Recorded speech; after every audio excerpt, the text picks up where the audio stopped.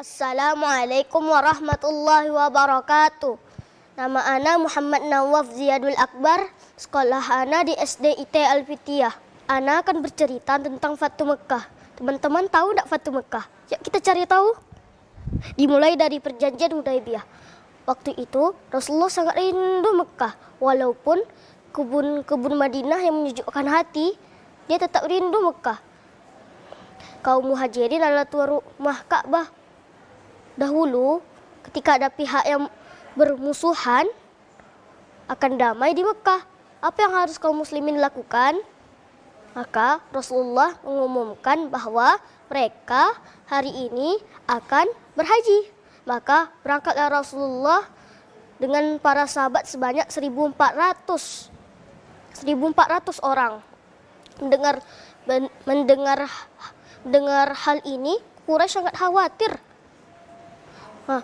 Muhammad telah menggunakan tipu muslihatnya untuk menyerang kita. Maka kaum Quraisy mengirim 200 pasukan berkuda yang dipimpin oleh Khalid bin Walid. Ketika ada seseorang Bani Ka'ab yang lewat di depan rombongan Rasulullah pun bertanya kepada Bani Ka'ab, kepada orang dari Bani Ka'ab itu, apa keadaan Mekah sekarang ini? Kata orang itu, sekarang mereka bergerak untuk menyerang Anda dengan pasukan berkuda. Kata Rasulullah SAW, oh kasihan Quraisy, kata Rasulullah, dia telah lumpuh dengan peperangan. Jika aku sampai binasa, itu yang mereka harapkan. Aku akan melayaninya sampai Allah memberi kemenangan atau kepalaku ini terpenggal. Maka Rasulullah pun meminta seorang pandu untuk menunjukkan jalan berliku di gunung itu, biar dia selamat dari 200 pasukan berkuda yang dipimpin oleh Khalid bin Walid itu. Lalu, apa langkah selanjutnya yang dibuat kedua pihak ini? Quraisy siap berperang. Tapi sebelum itu, dia mengirim utusan. Utusannya bernama Budail bin Warqa. Budail bernegosiasi kepada Rasulullah. Budail dikirim untuk mengetahui kekuatan lawan. Rasulullah bersabda kepada Budail, kami ke kotamu bukan untuk berperang, melainkan untuk berhaji. Orang Quraisy telah buta dengan peperangan. Aku akan memeranginya sampai Allah menang atau Allah menghendaki yang lain. Maka Budail pun menyampaikan ini ke Quraisy.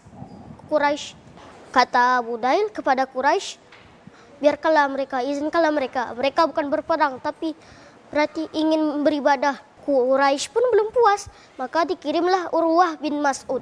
Ketika Urwah bin Mas'ud dikirim, Urwah bin Mas'ud memegang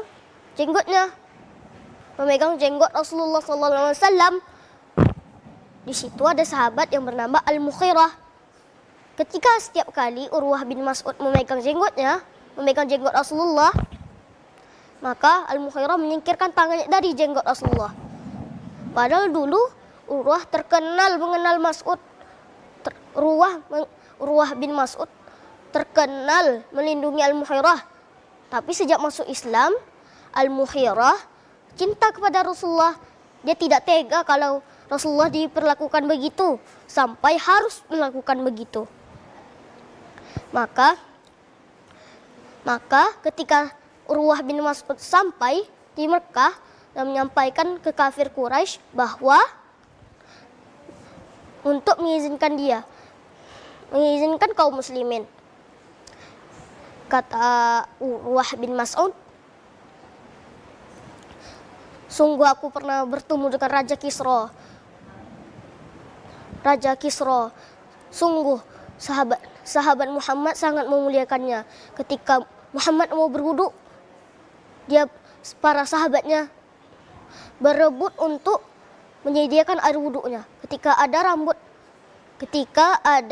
rambut Rasulullah yang jatuh, mereka akan mengambilnya. Walaupun harus mati, tidak akan diserahkan. Walaupun harus mati, tidak akan diserahkan rambut itu. kata Urwah bin Mas'ud, kaum kafir Quraisy pun belum puas lagi. Belum puas lagi. Belum puas lagi. Akhirnya pun Quraisy setuju. Tapi Quraisy bilang kepada Urwah bin Mas'ud bahwa mereka berikrar bahwa mereka tidak akan berhaji, bahwa kaum muslimin tidak akan berhaji tahun ini. Maka setelah insiden itu, Rasulullah akhirnya yang mengirimkan utusan. Awalnya Umar, tapi Umar bilang kalau dia tidak ada perlindungan dari Bani Adi, maka ditunjuklah Utsman. Utsman datang ke Mekah dengan perlindungan sahabat yang masih musyrikin. Mereka datang dan bernegosiasi dengan Quraisy. Kaum kafir Quraisy bilang dengan Utsman bahwa wahai Utsman, kalau kamu bertawaflah. Kata Utsman, aku tidak akan bertawaf sebelum Rasulullah SAW bertawaf. Ketika itu pun Quraisy bilang kepada Utsman bahwa mereka tidak akan mengizinkan mereka haji tahun ini karena mereka sudah berjanji begitu.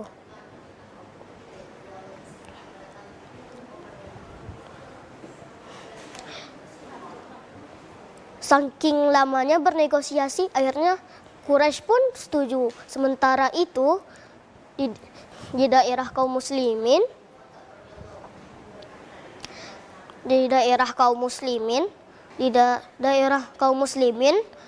mereka telah khawatir kalau Utsman itu dibunuh secara licik. Maka mereka berikrar di bawah sebatang pohon. Mereka berikrar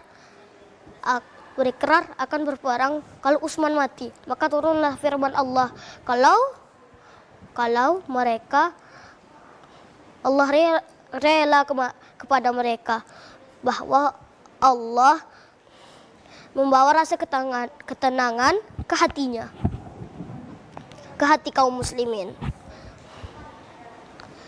Lalu Utsman pun datang. Akhirnya hati kaum muslimin lega. Akhirnya pun mereka kaum muslimin dan Quraisy berunding. Kali ini tukang rundingnya Suhail bin Amr. Sampai bernegosiasi kaum muslimin dan Quraisy, akhirnya datanglah perjanjian ini.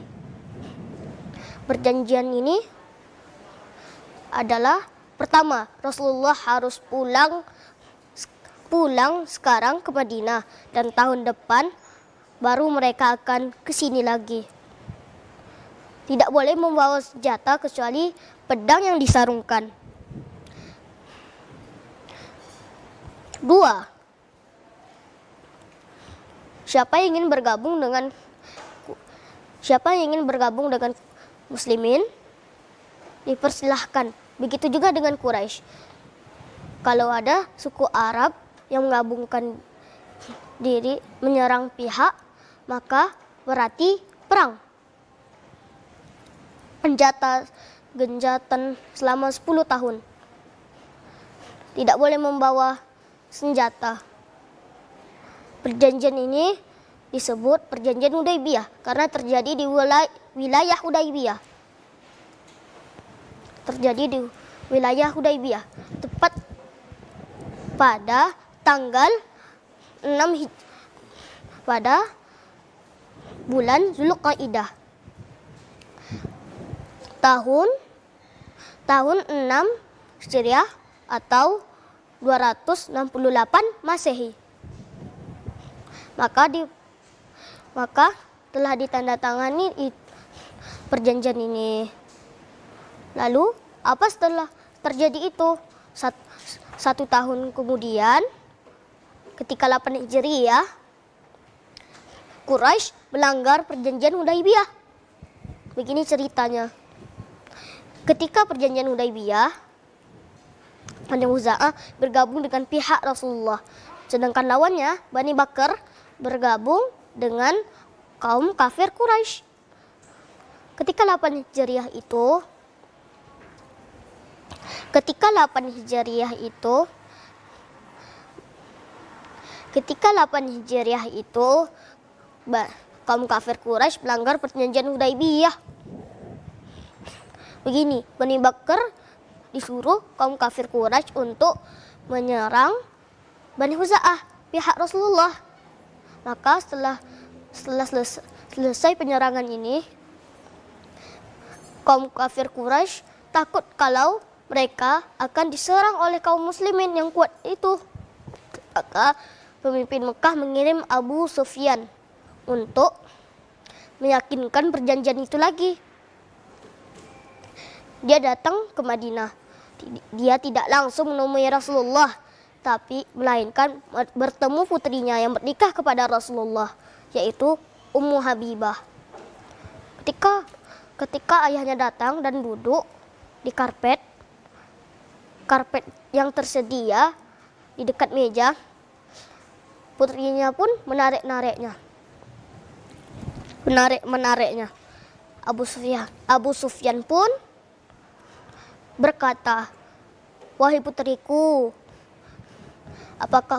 apakah kau lebih sayang karpet itu daripadaku?" Kata Ummu Habibah, si Rasulullah, "Tidak ayah, ini adalah karpet Rasulullah, ayah tidak boleh duduki. Ayah kan masih musyrik dan kotor.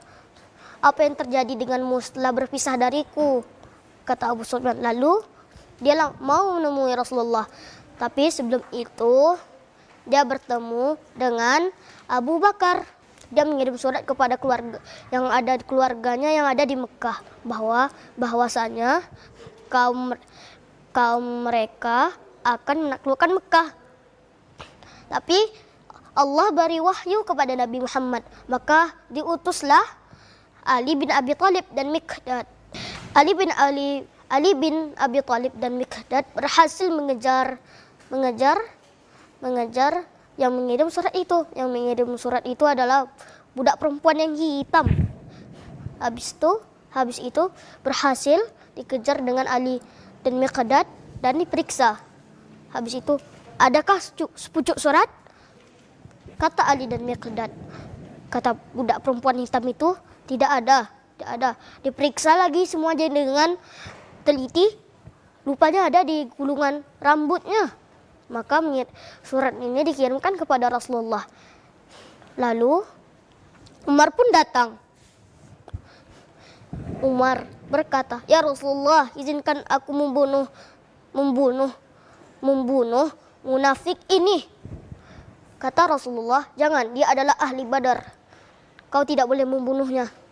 Maka pun telah selesai permasalahan itu dan dia pun berangkat. Ketika lewat daerah demi daerah, kaum muslimin mendapat bantuan dari suku-suku yang berada di daerah. Ketika kaum muslimin sampai di daerah Mizran,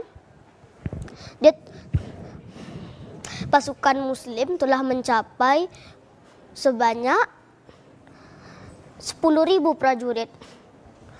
Abu Sufyan Quraisy yang tidak tahu keberangkatan kaum muslimin ini mulai curiga dan mengirimkan Abu Sufyan untuk mengetahui apa yang terjadi. Abu Sufyan mengintip malam-malam di tenda Rasulullah. Dan di pagi hari dia diterima. Rasulullah bersabda kepada Abu Sufyan, "Saatnya engkau harus tahu kalau tiada Tuhan selain Allah."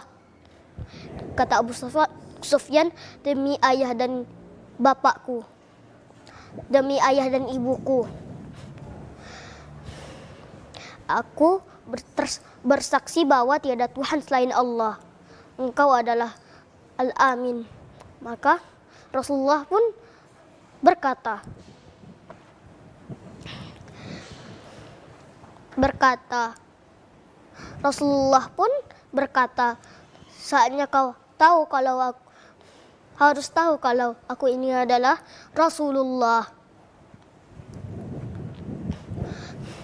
Maka Abu Sufyan pun bilang, demi ayah ibuku,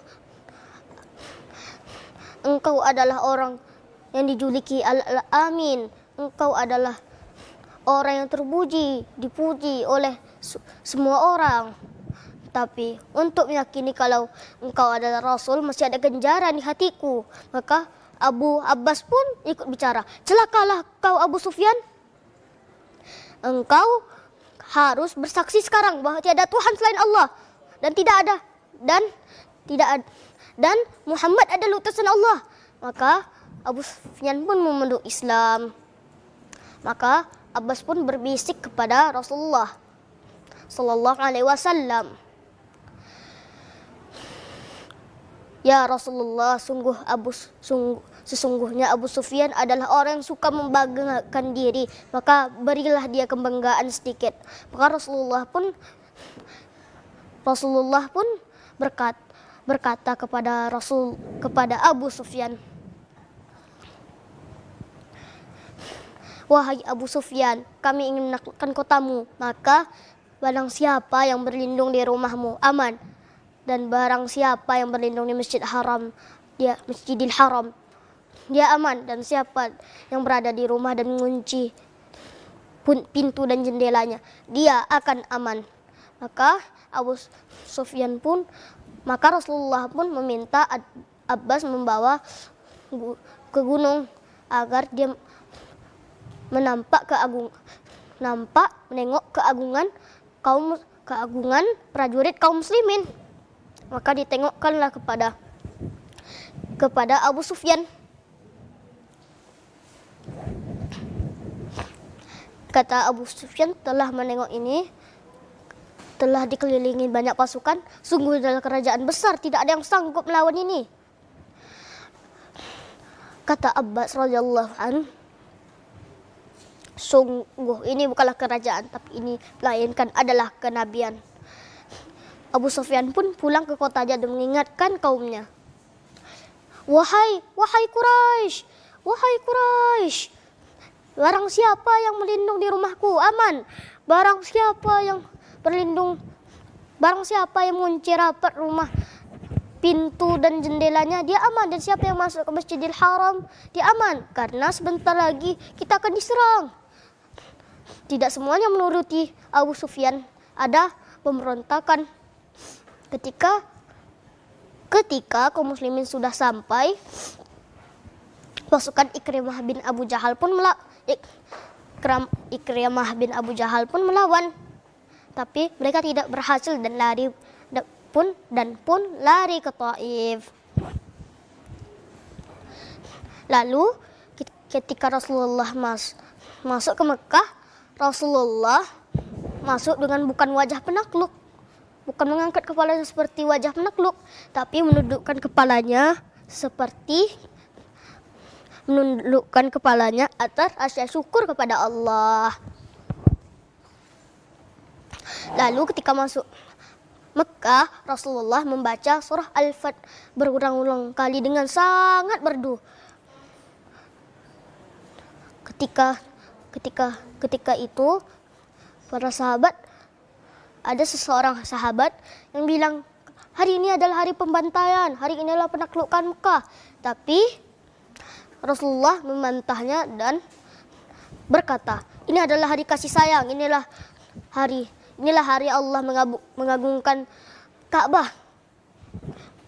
Maka Rasulullah pun mengambil kapak dan menghancurkan 360 berhala yang ada di Mekah. Masya Allah, itulah kisah Fatu Mekah yang bisa Nawaf sampaikan hari ini. Dan Nawaf turut pamit dulu. Assalamualaikum warahmatullahi wabarakatuh.